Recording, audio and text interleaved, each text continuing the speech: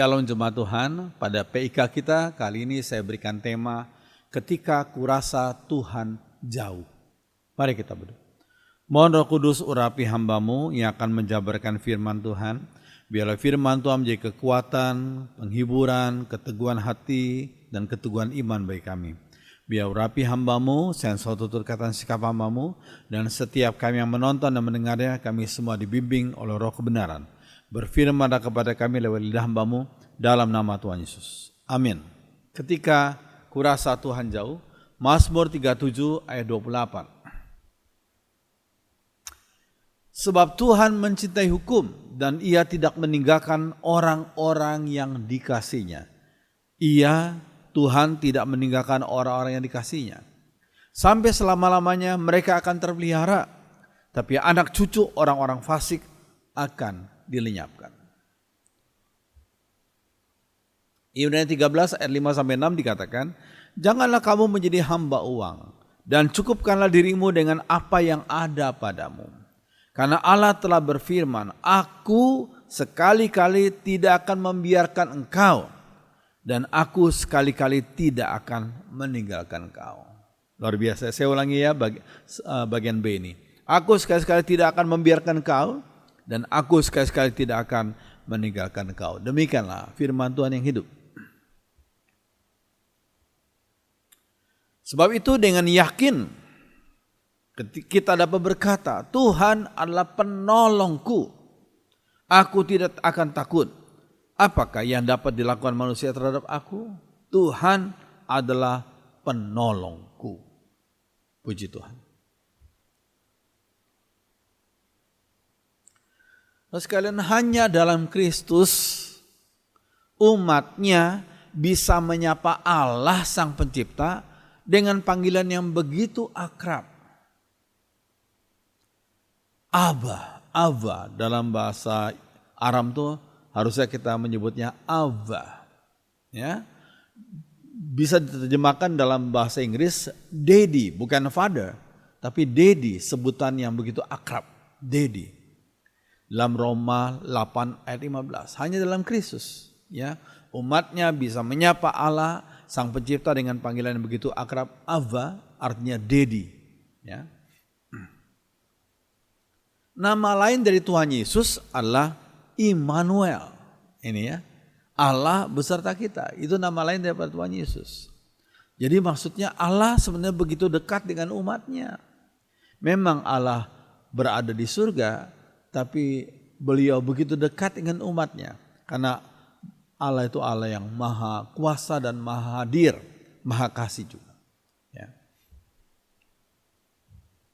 Mengapa dalam berbagai tantangan hidup dan pelayanan, terkadang kita merasa, ini saya kasih huruf merah, kita merasa Tuhan begitu jauh. Mengapa ya?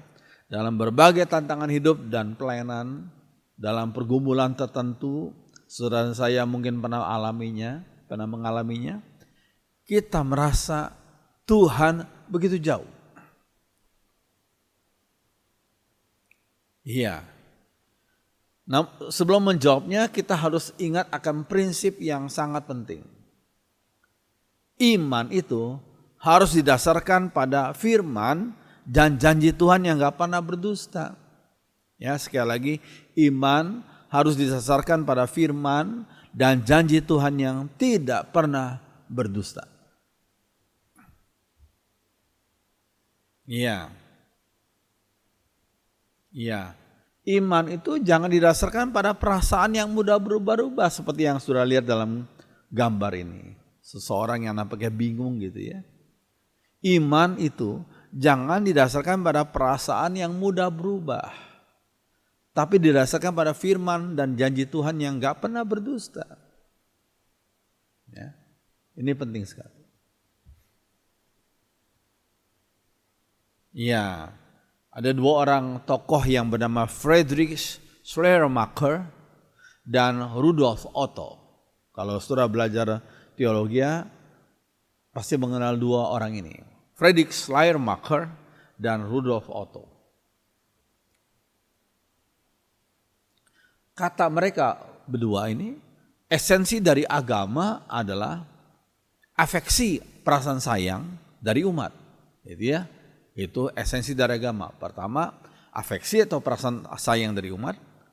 Bukan, kata mereka, bukan hal yang rasional dan pengetahuan tentang Allah. Jadi esensi dari agama adalah afeksi perasaan sayang dari umat. Bukan rasional dan pengetahuan tentang Allah. Jadi bagi Friedrich Schleiermacher dan Rudolf Otto, agama itu enggak bergerak di bidang rasional, ya, bukan bergerak dalam bidang logika, tapi bergerak dalam bidang afeksi, perasaan sayang saja. Itu kata Schleiermacher dan Rudolf Otto. Apakah benar ini? Ya.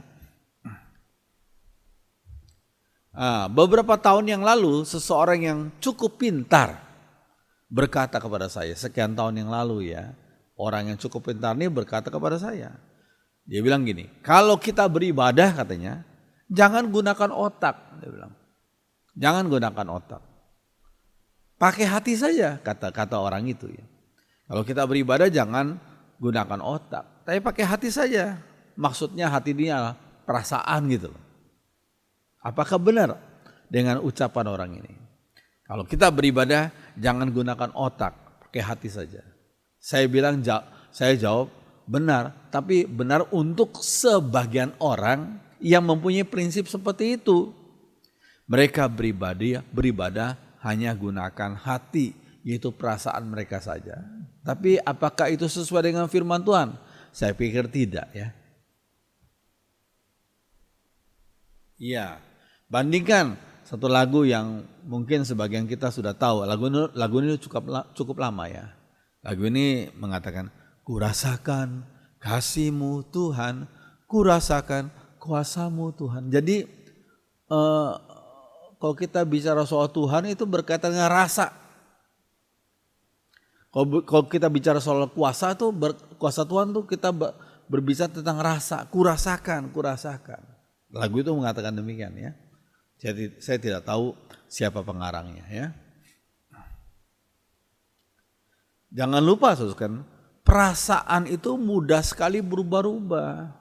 Sekarang rasa senang, 5 menit lagi rasa tidak senang. Sekarang rasa beriman, rasa percaya, 3 menit lagi jadi goyah gitu. Itu perasaan tuh mudah sekali berubah-ubah. Ya, mungkin saya mengusulkan lebih tepat lagu itu kalau mau dinyanyikan ya, diubah kata-katanya sedikit. Bukan kurasakan kasih-Mu Tuhan, tapi ku alami kasih-Mu Tuhan, ku alami kuasa-Mu Tuhan. Itu lebih kuat dasarnya daripada sekedar perasaan, tapi ku alami. Ya. Saya mengusulkan demikian. Iya. Jangan lupa Matius 12 ayat 30. Tuhan Yesus berkata apa? Cintailah Tuhan Allahmu dengan sepenuh hatimu, ya, perasaanmu ya. Dengan segenap jiwamu, dengan seluruh akalmu. Nah ini. Agama enggak hanya berkaitan dengan perasaan. Ya. Kalau kita bicara soal mencintai Tuhan, cintailah Tuhan dengan sepenuh hatimu, dengan segenap jiwamu, dengan seluruh akalmu, dan dengan segala kekuatanmu. Ini berkaitan dengan fisik ya, kekuatan. Ya. Roma 12 ayat 2. Rasul Paulus berkata apa? Janganlah kamu menjadi serupa dengan dunia ini, tapi berubahlah oleh pembaruan budimu. Kata budi itu dalam bahasa Inggris dikatakan let God change the way you think. Biarlah Allah mengubah cara Anda berpikir. Cara Anda berpikir.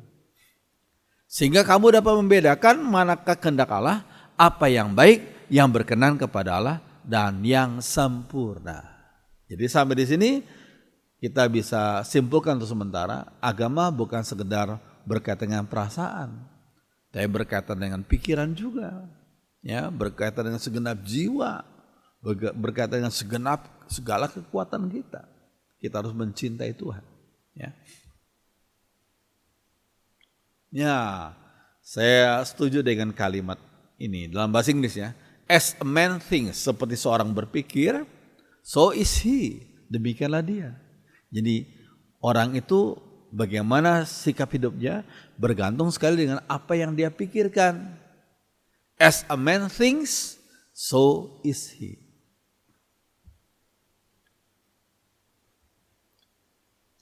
Iya. Ada saat-saat di mana kehadiran Tuhan dirasakan. Ya, dirasakan. Ada saat-saat di mana kehadiran Tuhan dirasakan jauh. Ya, ini perasaan sebagian umat Tuhan. Ya, termasuk sebagian pendeta mungkin ya. Ada saat-saat di mana kehadiran Tuhan dirasakan jauh.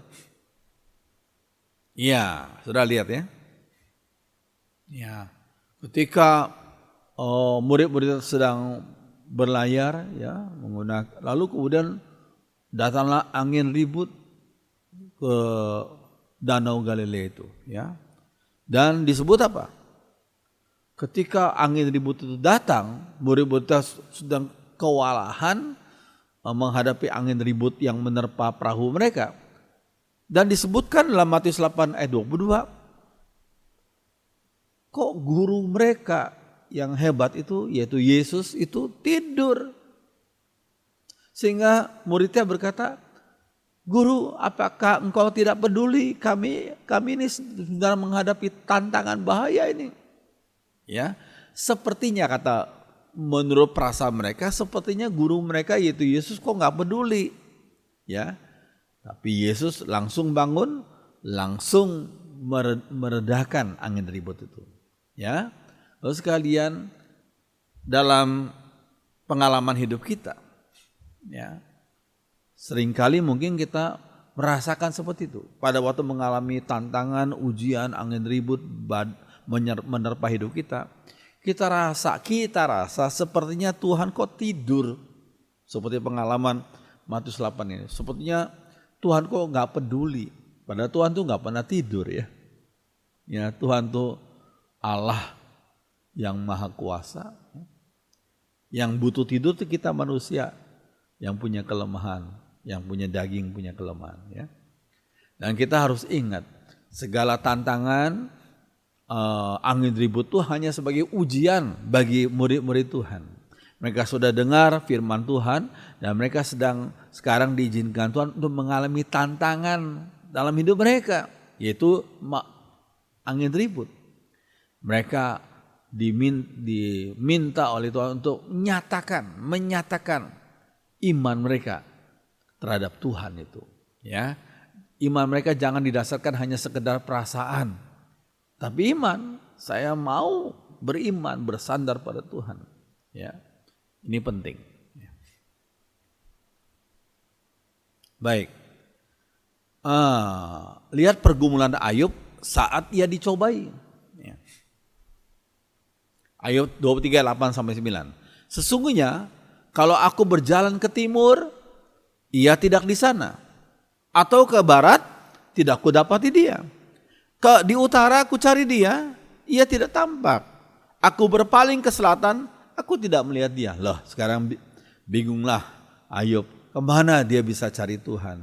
Dia pergi ke timur, ke barat, utara, selatan, kok tidak menemukan dia. Ini menurut perasaan Ayub yang sedang mengalami cobaan yang berat sekali waktu itu ya. Ini pergumulan Ayub ya. Ya, pengalaman Mazmur juga mirip-mirip, dikatakan Mazmur 22 ya. Allahku, mengapa engkau meninggalkan aku? Pemazmur merasakan seolah-olah Allah meninggalkan dia. Aku berseru, tapi engkau tetap jauh dan tidak menolong aku. Allahku, aku berseru-seru pada waktu siang, tapi engkau tidak menjawab. Pada waktu malam, tapi tidak juga aku tenang. Ini perasaan daripada pemazmur dalam menghadapi tantangan, pergumulan, cobaan. Dia merasakan seolah-olah Tuhan tuh jauh. Padahal enggak demikian ya. Saudara dan saya seringkali kadang-kadang dalam menghadapi cobaan, kita juga seperti pemazmur atau seperti pergumulan Ayub ini. Karena kita gak manusia biasa ya. Iya, Sekarang pertanyaannya lagi, mengapa Tuhan dirasa jauh? Dirasa jauh. Ya, yang pertama jawabannya itu hanya perasaan saja. Hanya perasaan kita saja. Ya. Oke. Jawaban kedua, mungkin ada dosa. Ada dosa yang kita lakukan. Lihat Yesaya 59 ayat 1 dan 2.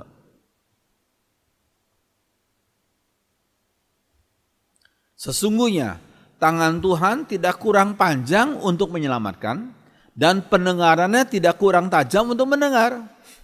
Tapi yang merupakan pemisah antara kamu dan Allahmu ialah segala kejahatanmu. Dan yang membuat dia menyembunyikan diri terhadap kamu sehingga ia tidak mendengar ialah segala dosamu. Lihat gambar ini. Saluran airnya mampet, tersumbat karena ada banyak kotoran. Ya demikian juga doa kita, kok seolah-olah Tuhan dirasa jauh, padahal Tuhan itu dekat ya. Ya, karena beliau adalah Immanuel, Allah yang menyertai kita. Tapi mengapa kita merasa jauh? Jangan-jangan karena kita berbuat dosa yang belum kita akui di hadapan Tuhan. Ya, seperti Yesaya 59 ayat 1 dan 2. Ya, mengapa Tuhan dirasa jauh? Yang ketiga, Tuhan ingin melatih kedewasaan iman kita. Melatih kedewasaan iman kita. Tuhan tuh seolah-olah jauh dan gak peduli kepada kita. Seolah-olah. Ya. Karena beliau ingin melatih kita. Ya, lihat kita melihat kalau seorang bayi, ya nangis langsung mamanya datang. Kenapa? Kenapa menangis? Apa dia lapar? Apa dia habis kencing? Ya, ngompol? Atau mungkin dia buang air besar di celananya, ya, di popoknya. Ya. Jadi dia nangis sehingga mamanya akan secepatnya datang untuk menolong bayinya yang masih kecil itu. Ya. Namun kalau bayi itu bertumbuh seperti anak ini, kalau ada apa-apa, ada tantangan kesulitan langsung nangis seperti ini, orang tuanya akan diam. Kenapa? Kamu sudah besar, kamu berusaha untuk menanganinya sendiri. Untuk hal-hal tertentu kamu bisa menanganinya sendiri. Nanti kalau kamu nggak bisa, baru orang tuamu akan datang menolong kamu. Tapi coba yang kamu bisa lakukan, tangani sendiri dulu, ya. Nanti kalau yang kamu nggak bisa, serahkan sama orang tuamu. Ya itu memang perlu pertumbuhan kedewasaan iman kita. Ya, ya Matius 8 ayat 26. Ia berkata kepada mereka, mengapa kamu takut? Kamu yang kurang percaya? Lalu bangunlah Yesus menghardiki angin dan danau itu, maka danau itu menjadi teduh sekali. Jadi seringkali Tuhan memang izinkan topan datang menyerang hidup kita untuk melatih ya kedewasaan iman kita. Jangan kita terus-menerus seperti bayi rohani, tapi terus bertumbuh.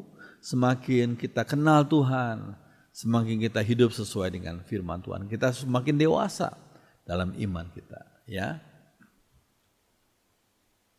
Oke.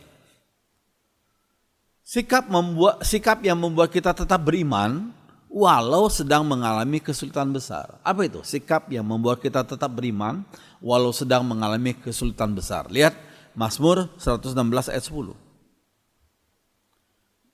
Pemazmur berkata, aku tetap percaya. Ini bagus ya. Aku tetap percaya. Sekalipun aku berkata, aku sangat tertekan. Kalau engkau menghadapi tantangan tertekan, hendaklah engkau bertekad. Aku tetap percaya pada janji-janji Tuhan, pada firman Tuhan.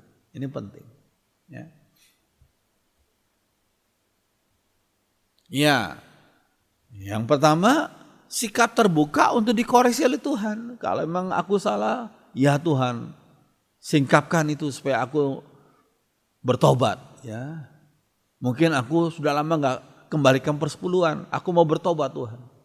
Mungkin udah lama aku memang malas datang beribadah, malas berdoa, malas baca firman. Sekarang Tuhan tegur saya, aku mau bertobat Tuhan. Ya. Oh, aku terlalu sibuk dengan pekerjaanku sehingga aku kurang memperhatikan istri, anak-anakku, atau kurang memperhatikan suami atau anak-anakku. Ya. Nah, aku mau bertobat Tuhan, untuk hidup sesuai dengan kehendak Tuhan. Ya.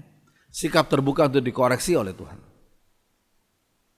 Ya, Mazmur 139. Selidiki aku, ya Allah, dan kenalah hatiku. Ujilah aku, dan kenalah pikiran-pikiranku. Lihatlah apakah jalanku serong, dan tuntunlah aku di jalan yang kekal. Jadi satu sikap hati yang mau dikoreksi oleh Tuhan. Selidikilah aku ya Allah dan ujilah aku. Ya, ini satu sikap yang baik dari pemazmur. Ya, hendaklah menjadi sikap yang seperti itu juga bagi kita masing-masing, bagi umat Tuhan. Ya. Oke, sikap yang membuat kita tetap beriman. Yang kedua adalah sikap bersedia untuk dikoreksi Tuhan. Ratapan 3 ayat 25 sampai 29. Tuhan baik kepada orang yang berharap kepadanya dan kepada orang yang mencari Dia. Tetap berharap, mencari Tuhan. Jadi baiklah kita menunggu dengan tenang sampai Tuhan datang memberi pertolongan. Tunggu dengan tenang. Baiklah kita belajar menjadi tabah pada waktu masih muda. Terus tabah. Ya. Pada waktu Tuhan memberi penderitaan, hendaklah kita duduk sendirian dengan diam. Biarlah kita merendahkan diri dan menyerah karena mungkin harapan masih ada. Jadi jangan lari dari kasih Tuhan, lebih dekat kepada Tuhan, ya. Dan dengan sikap hati terbuka. Tuhan, tunjukkanlah jikalau aku salah, aku mau bertobat. Jikalau aku harus melakukan kehendak Tuhan, tunjukkanlah dan berikan aku kemauan dan kemampuan untuk melakukan kehendak Tuhan. Ya, ini puji Tuhan. Oke, Ratapan 3 ayat 30 sampai 39. Sekalipun ditampar dan dinista, hendaklah semuanya itu kita terima, sebab Tuhan tidak akan menolak kita untuk selama-lamanya. Setelah Ia memberikan penderitaan, Ia pun berbelas kasihan. Karena Ia tetap mengasihi kita dengan kasih yang gak ada batasnya. Ini penting sekali. Ia tidak dengan rela hati membiarkan kita menderita dan sedih. Ya, kenapa kita menderita? Ya karena Tuhan mau kita bertumbuh, semakin berharap, bersandar pada Tuhan. Ya, atau Tuhan mau kita bertobat. Ya, dari sikap hidup yang tidak berkenan di depan Tuhan. Ya. Jika Tuhan tidak menghendaki sesuatu, pasti manusia tidak dapat berbuat apa-apa untuk itu. Baik dan jahat, good and bad, ya, baik dan buruk maksudnya, dijalankan hanya atas perintah Tuhan. Mengapa orang harus berkeluh kesah jika ia dihukum karena dosa-dosanya? Ini penting sekali. Ya. Ini Ratapan 3 ayat 30 sampai 39. Kalau Tuhan menegur kita, kita rendah hati mohon ampun. Kalau Tuhan izinkan kita mengalami tantangan, kita terus tekun menundukkan diri pada kehendak Tuhan. Ya. Oke, sikap yang membuat kita tetap beriman. Yang ketiga adalah sikap siap untuk dimurnikan oleh Tuhan. Iman, motivasi kepribadian kita, silakan Tuhan murnikan aku. Lihat Mazmur 66 ayat 10 sampai 12. Sebab Engkau telah menguji kami ya Allah, telah memurnikan kami seperti orang memurnikan perak. Berapa kali perak itu menghadapi harus menjalani api itu?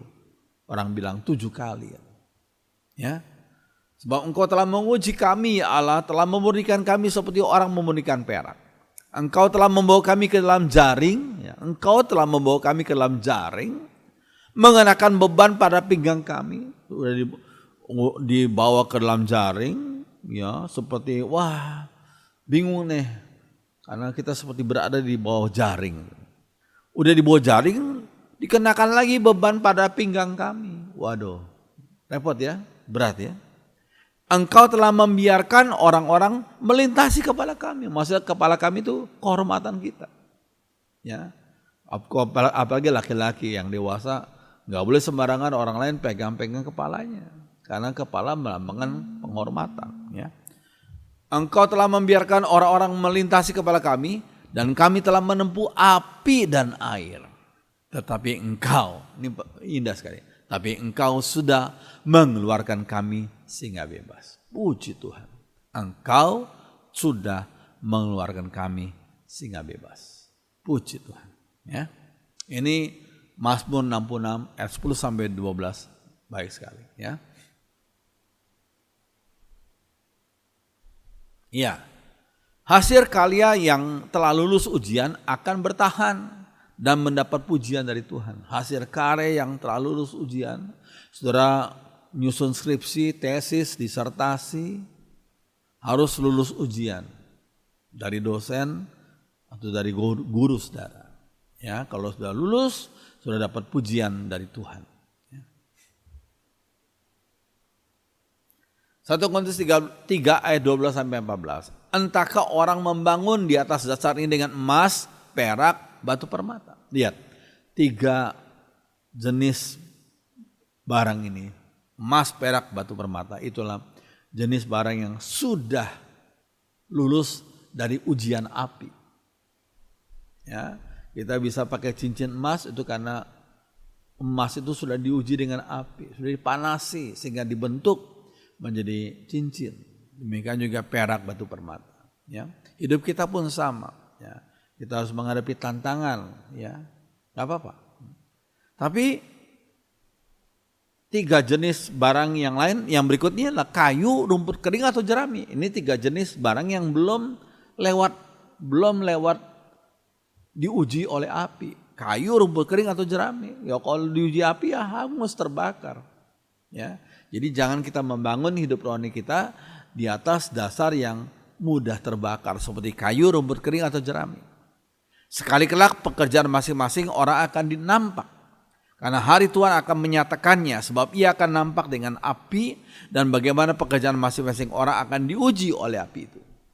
Jika pekerjaan yang dibangun seorang tahan uji, ia akan mendapat upah. Ya ini, kita harus membangun pekerjaan kita untuk Tuhan itu dengan mutu, dengan kualitas yang tahan uji. Ya, seperti membangun dengan emas, perak, dan batu permata. Puji Tuhan. Ya. Oke. Nah, sikap yang membuat kita tetap beriman yang keempat adalah sikap tidak bersandar pada celaan orang, tetapi tekad untuk tetap berharap pada Tuhan. Celaan orang macam-macam, apalagi orang kalau sudah semakin bagus pekerjaannya, ada saja tuh orang-orang tertentu yang mungkin iri hati atau mencari-cari kesalahan kita, dia mulai mencela-cela. Dan kalau kita nggak tangguh iman kita mulai jengkel dan marah-marah, kita mulai berusaha berkata-kata kasar terhadap orang yang mencela itu. Nggak perlu demikian.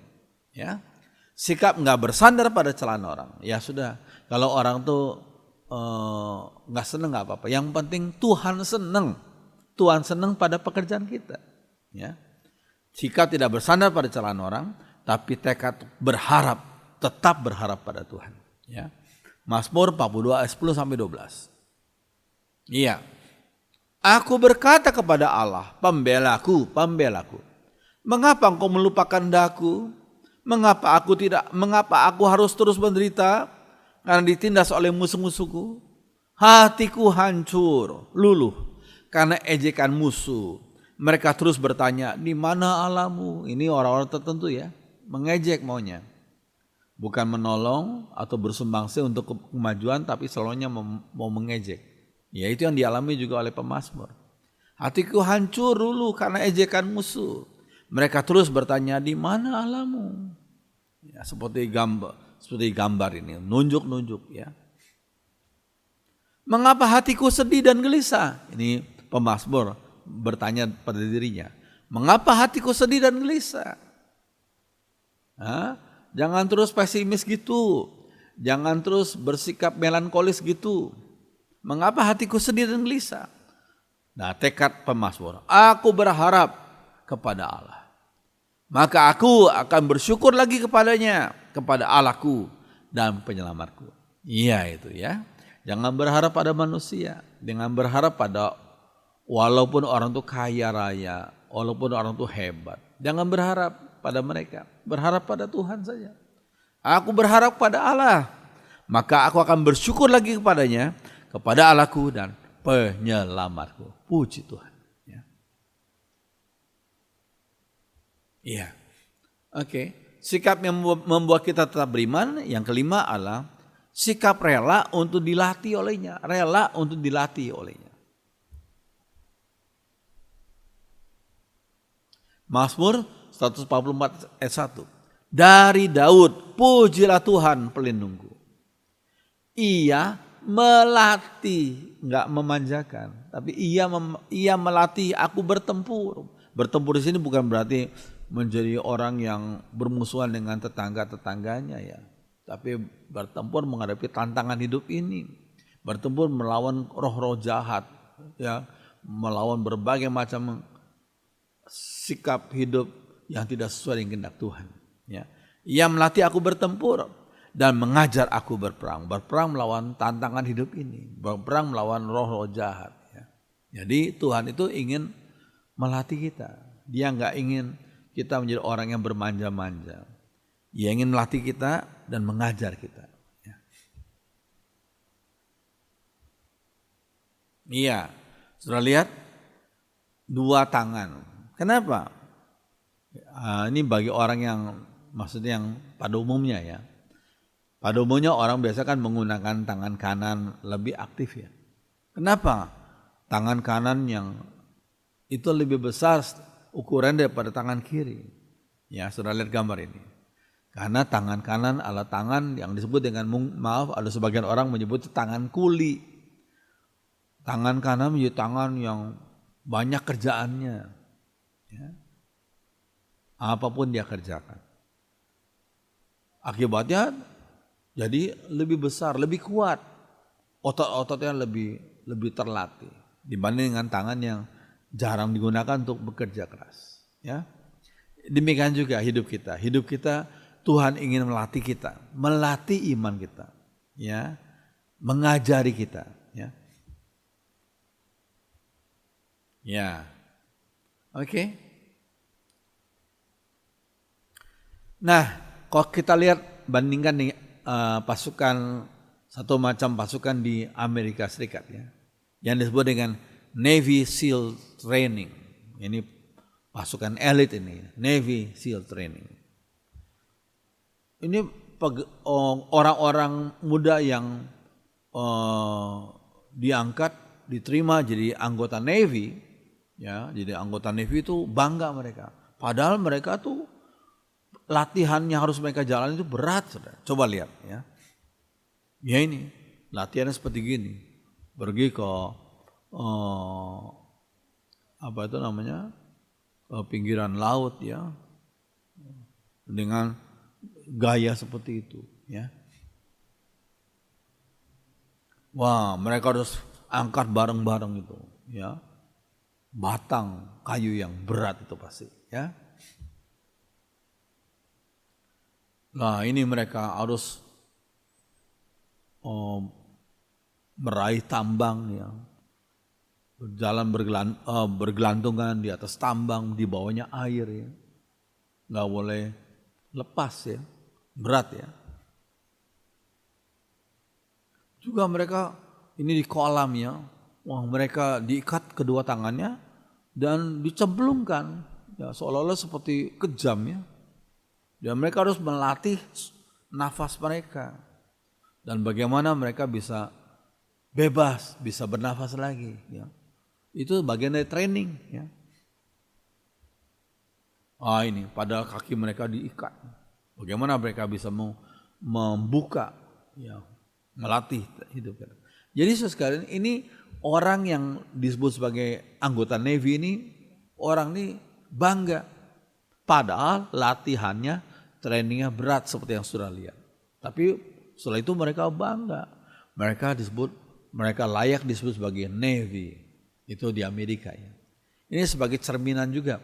Kita orang Kristen tidak dimanjakan oleh Tuhan. Kita orang Kristen, anak-anak Tuhan dilatih oleh Tuhan. Ya, dilatih iman kita dengan berbagai macam tantangan hidup ini. Ya, ini ada seorang hebat ini. Seorang khusus pada waktu Perang Dunia Kedua ya. Seorang jenderal yang namanya Douglas MacArthur dari Amerika. Dia sukses memimpin tentara sekutu untuk mengalahkan Jepang waktu itu. Yang dipimpin oleh Kaisar Hirohito. Yang oleh sebagian orang Jepang waktu itu Hirohito disebut sebagai keturunan dewa matahari. Tapi akhirnya karena pimpinan Douglas MacArthur, tentara sekutu bisa mengalahkan dengan cara menjatuhkan bom atom itu ya di Hiroshima dan Nagasaki. Ya. Sampai Hirohito jadi tanda tangan menyerah. Ya lihat, ini Hirohito datang dari istana ke kapal perang ini. Kapal perang sekutu. Menandatangani surat menyerah, ya, disaksikan oleh Jenderal Douglas MacArthur itu dan panglima dan pimpinan yang lain ya. Iya, ini Douglas MacArthur dengan Kaisar Hirohito, mereka berfoto ya. Nah, Douglas MacArthur itu mempunyai waktu itu ya, mempunyai seorang anak yang sudah lihat masih remaja ya. Anak pria ya. Dan doanya Jenderal Douglas MacArthur ini terkenal sehingga saya akan sampaikan kepada saudara. Semoga ini juga berguna bagi saudara yang mendengarkannya ya. Ya. Metode Allah yang suka melatih umatnya menginspirasi Jenderal Douglas MacArthur untuk berdoa bagi anaknya karena Allah ingin melatih kita. Demikian juga kita harus melatih anak-anak kita. Ya, cuplikan doa Jenderal Douglas MacArthur bagi anaknya yang tadi ya. Dia bilang gini, Tuhanku, jadikanlah anakku ini seorang yang cukup kuat mengetahui kelemahan dirinya. Untuk mengetahui kelemahan kita, untuk mengakui saya ini lemah ini, itu perlu kekuatan. Ya. Setelah kita mengetahui, kita coba berusaha menghadapinya. Bisa nggak kita kelola sehingga lama-kelamaan kelemahan itu menjadi kekuatan lagi. Ya, kalau tidak ya kita terima itu. Kita kuatkan bidang yang lain untuk bisa mengkompensasi bagian yang lemah itu. Ya. Berani menghadapi kala ia takut. Ya ini. Yang bangun dan tidak runduk dalam kekalahan yang tulus. Berani menghadapi kala ia takut. Yang bangun dan tidak runduk dalam kekalahan yang tulus. Kadang-kadang orang tertentu kalau kalah runduk kepalanya, nggak berani menghadapi kenyataan bahwa dia kalah. Tapi orang yang tetap kuat berkata, oke, kali ini saya kalah, tapi saya akan berusaha lagi. Mungkin lain kesempatan saya diperkenankan Tuhan untuk menang, gitu ya. Ini penting sekali. Serta rendah hati dan penyantun dalam kemenangan. Kalau menang jangan sombong, tapi tetap rendah hati. Oh Tuhan, jadikanlah anakku seorang yang tahu akan adanya Engkau. Ya, kalau seorang sukses, jangan sombong. Ingat kesuksesanmu itu dari Tuhan. Ya. Oh Tuhan, jadikanlah anakku seorang yang tahu akan adanya Engkau dan mengenal dirimu sebagai dasar segala pengetahuan. Ini bagus sekali ya. Mengenal Tuhan sebagai dasar daripada segala pengetahuan. Amsal 1 ayat 7 ya. Ya Tuhan, bimbinglah ia, yaitu anakku ini, bukan di jalan yang gampang dan mudah, tapi di jalan yang penuh desakan, tantangan, dan kesukaran. Seringkali orang tua berdoa sama Tuhan, tolong supaya jalan hidup anakku tetap lurus, tetap lancar, tetap cuacanya cerah. Oh keliru. Biarlah kita berdoa seperti doa Jenderal MacArthur ini. Ya Tuhan, bimbinglah ia. Bukan di jalan yang gampang dan mudah, tapi di jalan yang penuh desakan, tantangan, dan kesukaran. Luar biasa ya. Ajar Lia agar sanggup berdiri tegak di tengah badai dan belajar mengasihi mereka yang tidak berhasil. Jadi tetap tegak walaupun badai. Ya. Dan perlu belajar mengasihi mereka yang tidak berhasil. Jangan kalau menghadapi orang yang gagal, wah anak kita malah mencemooh orang-orang gagal itu. Biarlah anak kita menjadi anak-anak yang mengasihi orang-orang yang nggak berhasil atau yang belum berhasil itu. Ya. Siapa tahu mereka satu kali diberikan Tuhan kesempatan untuk berhasil, lebih hebat dari kita. Ya. Jika sudah demikian Tuhanku, beranilah aku berkata, tidak sia-sia hidup sebagai bapaknya. Ini bagus ya, doa daripada Jenderal MacArthur untuk anak putranya ini. Iya. Kasih setia Tuhan tetap sama, yakni selalu baru setiap pagi. Itu Tuhan janji demikian, Ratapan 22 sampai 23. Walaupun tantangan, walaupun sedang mengalami cuaca yang gelap gitu ya, kita harus selalu beriman sesuai dengan janji Tuhan. Kasih setia Tuhan tetap sama, yakni selalu baru setiap pagi. Keadaan sekitar kita tidak akan mengubah kasih setia Tuhan. Selalu ada jalan keluar dan pengharapan. Walaupun tantangan, penyakit, kegagalan, mungkin pailit ya dalam bisnis ya. Tetap kasih setia Tuhan tetap ada. Keadaan sekitar kita tidak akan mengubah kasih setia Tuhan. Selalu ada jalan keluar dan pengharapan. Ya ini ya. Kita lihat walaupun langit banyak sekali awan yang gelap tebal sekali, tapi masih ada secercah harapan, masih ada sinar dari matahari itu, sinar kasih Tuhan. Ya, di tengah-tengah suasana gelap ada sinar kasih Tuhan, janji Tuhan itu. Ya, iya.